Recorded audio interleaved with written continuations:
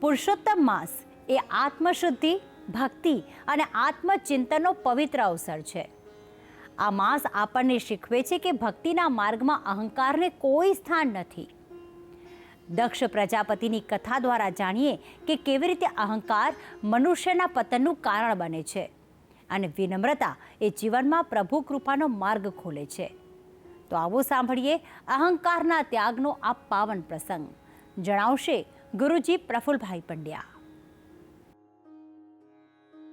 જજાગ્રતો દૂરમુદયતિ દૈવં તદુસુપ્તસ્ય તથૈવૈતિ દુરંગમન જ્યોતિખાન જ્યોતિરેકંતન્મે મનઃ શિવ સંકલ્પમસ્તુ. જય ભગવાન મિત્રો, હું છું પ્રફુલભાઈ પંડ્યા. ભક્તિ સંદેશ કાર્યક્રમની અંદર આપનું સ્વાગત છે.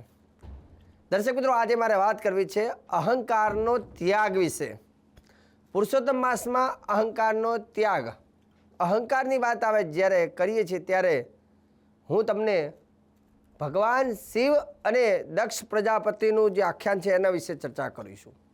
દક્ષ પ્રજાપતિ એટલે એવું કહેવાય છે કે સ્વયં બ્રહ્માજીના પુત્ર કહેવામાં આવે છે. અને દક્ષ પ્રજાપતિના જમાઈ કોણ? તો કે ભગવાન શિવજી એમના જમાઈ છે. શિવજીના સસરા દક્ષ પ્રજાપતિ છે. દક્ષ પ્રજાપતિની કન્યા એટલે કે માં સતી, જેને ઉમિયા કહીએ, સતી, એના વિવાહ શિવ સાથે થયા હતા. હવે એક દિવસની ઘટના એવી છે કે દેવતાઓની સભા જ્યારે થઈ ત્યારે બધા જ દેવી દેવતાઓ સભાની અંદર બિરાજમાન હતા. ભગવાન શિવજી પણ એ સભામાં બિરાજમાન હતા અને દક્ષ પ્રજાપતિનું આગમન થયું. દક્ષ પ્રજાપતિ જ્યારે આવ્યા છે ત્યારે બધા દેવી દેવતાઓ ઊભા થઈ ગયા દક્ષ પ્રજાપતિને જોઈને, સન્માન આપ્યું. પણ શિવજી શાંતિથી બેઠા હતા. એટલે દક્ષ પ્રજાપતિને મનમાં થયું કે આ મારા જમાઈ એટલે કે આ શિવજી મારું અપમાન કર્યું છે. હું આવ્યો અને બધા ઊભા થયા પણ એ કેમ ઊભા ના થયા? એટલે દક્ષ પ્રજાપતિએ પોતાનું અપમાન જાણી અને શિવજી સાથે બોલવાનું બંધ કરી દીધું. પણ મનમાં અહંકાર આવ્યો કે હું દક્ષ પ્રજાપતિ, મારા આગમનથી બધા દેવતાઓ ઊભા થતા હોય તો મારું અપમાન થયું છે. એટલે દક્ષ પ્રજાપતિને અહંકાર હતું. દુનિયાને આપનાર, દુનિયાને જે જોઈએ તે ભગવાન ભોલેનાથ છે, સર્વોપરી છે. પણ અહીંયા દક્ષ પ્રજાપતિ અહંકારમાં પોતાની જાતને સર્વોપરી માને છે. દક્ષ પ્રજાપતિએ નક્કી કર્યું કે મારે શિવજીને અપમાનિત કરવા છે. જેથી યજ્ઞનું આયોજન કર્યું, મોટું યજ્ઞનું આયોજન કર્યું. આખા બધા દેવી દેવતાઓને આમંત્રિત કર્યા, ઠાઠ મારથી આયોજન કર્યું અને શિવજીને આમંત્રિત ન કર્યા. કેમ? કે શિવજીને અપમાનિત કરવા હતા. પોતાનો અપમાનનો બદલો લેવા માટે શિવજીને આમંત્રણ ન આપ્યું, બધાને આમંત્રિત કર્યા અને બધાને બોલાયા છે. અને તે વખતે એવું કહેવાય છે બધા જ દેવી દેવતાઓ યજ્ઞની અંદર આમંત્રણને સ્વીકારીને બધા જ ત્યાં પોતપોતાના વાહનમાં બિરાજમાન થઈ અને દક્ષ પ્રજાપતિના યજ્ઞમાં જાય છે. આ બાજુ બધા કૈલાસ પર્વત ઉપરથી બધાના વાહન નીકળતા જોઈ અને સતીને થયું કે મારા પિતાના ઘર આટલો મોટો અવસર છે તો મારે જવું છે. ભગવાનને કહ્યું કે ચલો શિવજી ભોલેનાથ આપણે જઈએ, પિતાના ઘરે યજ્ઞ છે. ભગવાન કહે છે સતી, જ્યાં આમંત્રણ ન હોય ત્યાં ન જવાય. આવ નહીં, આદર નહીં, નહીં નૈનો મેં ને સાધુ તહા ના જઈએ ભલે કંચન વર્ષે મેં. એવું કહેવાય કે જ્યાં આમંત્રણ ન હોય તે જગ્યામાં ન જવું જોઈએ. ભગવાન જાણતા હતા કે કેમ આયોજન કર્યું છે. ભગવાન ના પાડે છે પણ છતાંય સતી કહે કે મારા પિતાના ઘેર યજ્ઞ છે ને જ્યાં પિતાના ત્યાં યજ્ઞ હોય ત્યારે દીકરીને આમંત્રણની જરૂર ન હોય, મારે જવું છે, તમે પણ ચલો. શિવજી ના પાડે કે હું નહીં આવું. છતાંય શિવજી કહે છે કે સતી તમારે જવું છે, તમે જીદ પકડી છે તો હું તમને ના નહીં કહું પણ જલ્દીથી પાછા આવજો. શિવજી જાણે છે કે ત્યાં અપમાન કરવા માટે જ યજ્ઞનું આયોજન કર્યું છે. એટલે શિવજી તો જવાના જ નથી પણ સતી ત્યાં જાય છે. હવે સતી ત્યાં ગયા છે, ત્યાંની અવસ્થા એવી છે, ત્યાંની પરિસ્થિતિ જોવા જાય તો સરસ મજાનું આખું નગર શણગારવામાં આવ્યું છે. ઢોલ, નગારા અને શરણાઈઓના વાદન થઈ રહ્યા છે, મંત્રોચ્ચારણ થઈ રહ્યા છે, દેવતાઓની આહુતિ સ્વાહા સ્વાહા કરી અને આહુતિઓ પાઈ રહી છે. પરંતુ સતી ત્યારે પહોંચે છે ત્યારે ચારે બાજુ શણગાર જોયો, સુંદર જોયો, પણ સતીને અથવા ભોલે બાબાનું ક્યાંય સ્થાન જ નહોતું ત્યાં. સતીએ એના પિતા સામે જોયું ત્યારે પિતાએ પણ એને જોઈને મોં ફેરવી લીધું અને સતી ત્યાં ગુસ્સે ભરાયા પિતાની સામે વિવાદ કરવા લાગ્યા કે તમે આટલું મોટું આયોજન કર્યું, તમારા જમાઈને કેમ ના બોલાયા, શિવજીને કેમ ના બોલાયા. અને તે વખતે એવું કહેવાય છે કે દક્ષ પ્રજાપતિએ શિવજીની અવગણના કરી, શિવજી વિશે અપશબ્દ બોલ્યા અને એટલા બધા અપશબ્દ બોલવાથી અપશબ્દ સતી શ્રવણ ના કરી શકે. એવું કહેવાય છે કે પત્ની દુનિયામાં બધું સહન કરે પણ પોતાના પતિનું અપમાન સહન ના કરે.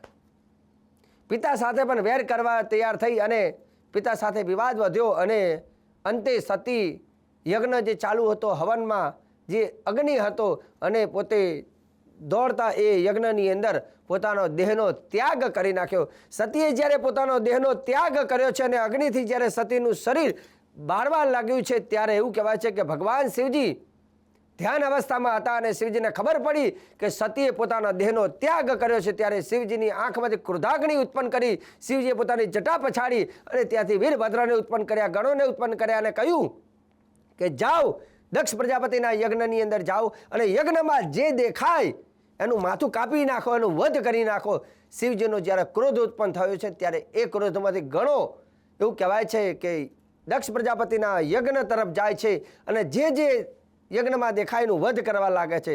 અને એ વખતે એવું કહેવાય કે દક્ષ પ્રજાપતિ જ્યારે દેખાય એટલે એવું કહેવાય છે કે શિવજીનો જે ગણ છે એને પોતાના હાથમાં શસ્ત્ર લઈ અને દક્ષ પ્રજાપતિનું મસ્તક ધડથી અલગ કરી નાખ્યું, કાપી નાખ્યું, વધ કરી નાખ્યું. જ્યારે દક્ષનું વધ થયો એટલે એવું કહેવાય છે કે બધી ચારે બાજુ હાહાકાર થઈ ગયો. દેવતાઓ પણ પોતપોતાના આયુધ લઈને ઘણા બધા ભાગવા લાગ્યા ત્યાંથી, કેમ કે શિવનો ક્રોધ છે, કોઈની તાકાત નથી કે એને રોકી શકે. સાથે સાથે શિવજી પણ ત્યાં આવ્યા અને સતીને પોતાના ખભા ઉપર લઈ અને શિવજી તાંડવ કરવા લાગ્યા. શિવજી જ્યારે તાંડવ કરવા લાગ્યા એટલે એ નૃત્યને જોઈને બધા દેવતાઓને ખબર પડી કે આ દુનિયામાં હવે એક વ્યક્તિ પણ નહીં બચે. કેમ કે શિવજી જ્યારે તાંડવ કરે એટલે એવું કહેવાય છે કે 14 બ્રહ્માંડના ભૂકા થઈ જાય. અને શિવજીનો ગુસ્સો જોઈ દેવતાઓ બધા વિષ્ણુજી પાસે ગયા, કહ્યું કે નારાયણને કે તમે કંઈક કરો, તમે પણ પાલયતા છો, સૃષ્ટિના રચયિતા છો. એવું કહેવાય કે શિવજીને તમે શાંત કરી શકો, કંઈક રસ્તો બતાવો.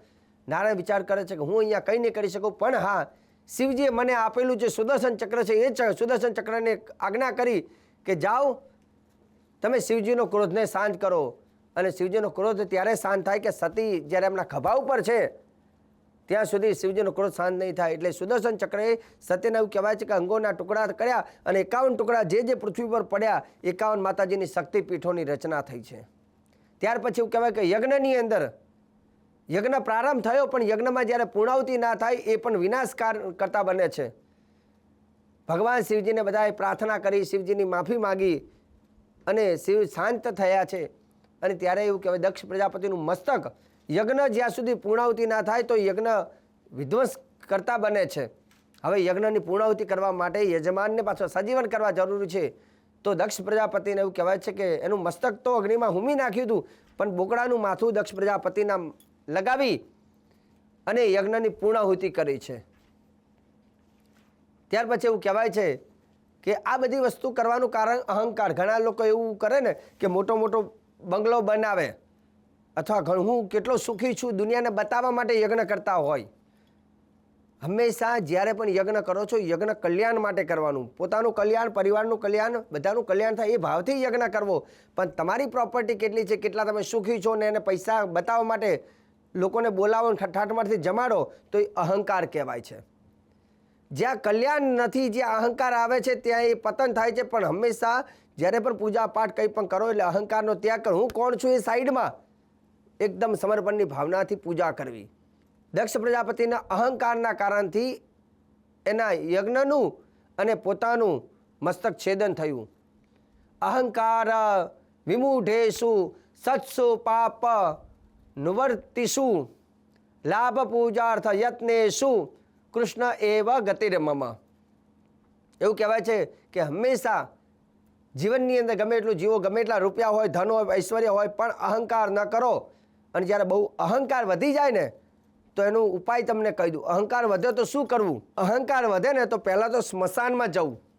સ્મશાનમાં જઈને કલાક બેસવું, કેમ કે ત્યાં સ્મશાનમાં જશો એટલે તમને અહંકાર નીકળી જશે કે એક દિવસ અહીંયા આવવાનું છે, આ ધન આ દેહ, આ કાયા બધું અહીંયા બળીને ભસ્મ થવાનું છે, કંઈ જોડે આવવાનું નથી. જે જગ્યામાં તમે જાઓ છો તો એ જગ્યાથી તમને એટલી ખબર પડે કે અહંકાર શું કામ કરીએ, કેમ કે અહંકાર કરવાથી હંમેશા પતન થાય છે. ભક્તિ સંદેશ કાર્યક્રમની અંદર આજે સરસ મજાની મેં તમને અહંકાર વિશે જાણકારી આપી છે અને અધિક માસ ચાલે છે એટલે અધિક માસને હું તમને આધ્યાત્મિક જ્ઞાન, કથા અને ઉપાય હું તમને કહેતો રહીશ. કાર્યક્રમ જોવાનું ચૂકતા નહીં. મને આપી દો રજા. જય ભગવાન.